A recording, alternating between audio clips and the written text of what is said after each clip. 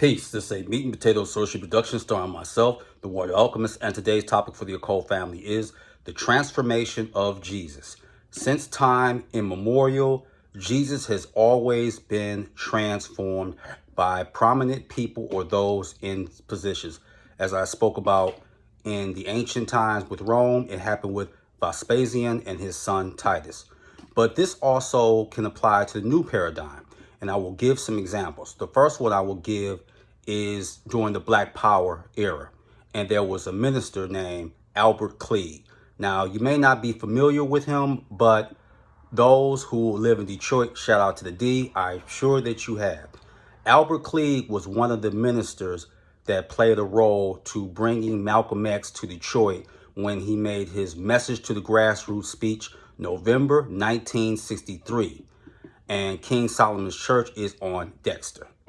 Now, Albert Cleage during the Black Power era, which was good between 1966 to 1969, Albert Cleage went through a transformation. He had pride, but he went through a transformation and became Jaramogi Abebe Ajiman, which that's a Kiswahili, and that means liberator of the people. And he had a church which became Shrine of the Black Madonna. Now, they had a store on Livernois and Davidson that sold a whole lot of books. But one of his books was these, The Black Messiah and Black Christian Nationalism. And not only did Jesus become black, but he also became what he was originally supposed to be, a revolutionary. Those who were around during that time knew that Christianity could no longer have the image that it had. And since Jesus is prominent all through the Bible, you had to get Jesus to be militant, because Islam was winning a lot of converts back then. They were getting people, whether it was Sunni Islam or the Nation of Islam, period, or even the Nation of Gods and Earths. People were leaving the Christian church in droves. So you had to transform Jesus.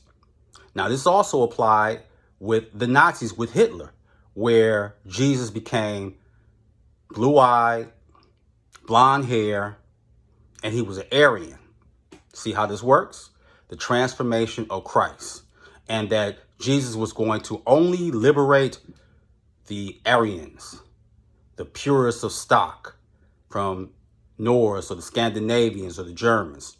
This also applied, even unfortunately, with the occult community. Now, pagans was like, Jesus has become an ascended master along with Buddha and Muhammad. But again, they took it a step further. Now Jesus is a black magician. Yes, family, you heard it right. Jesus is a black magician. He's a sorcerer. Although in the book of Deuteronomy and Leviticus, we already know that sorcery or divination is frowned upon.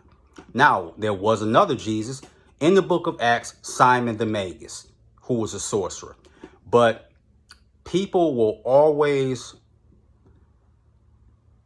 change the narrative to fit the politics, because religion is about two things: power, politics. That's never going to change. And money will bring that in.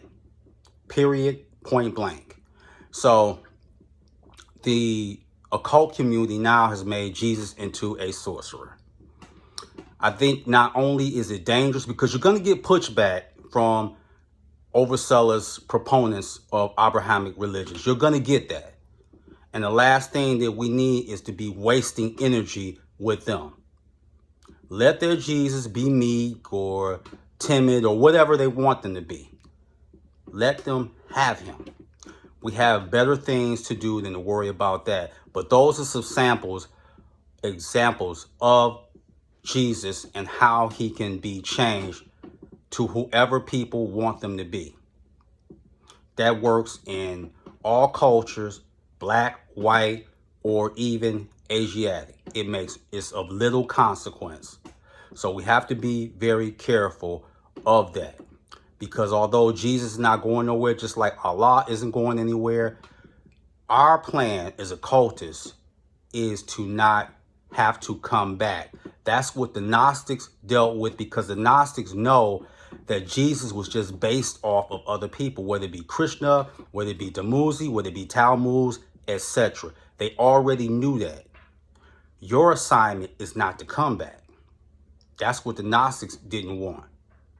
And the Hindus said one of the worst things is to do this all over again and to come back and be in the human body. And we know how the people of Egypt / Tamari and Kemet, we know how they felt about it. But that is the transformation of Jesus. And I want to leave this question to the family.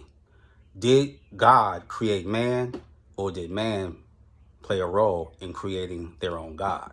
So with that, that is your meat and potato sorcery for the day. I am the Warrior Alchemist. The water, my friends. Peace.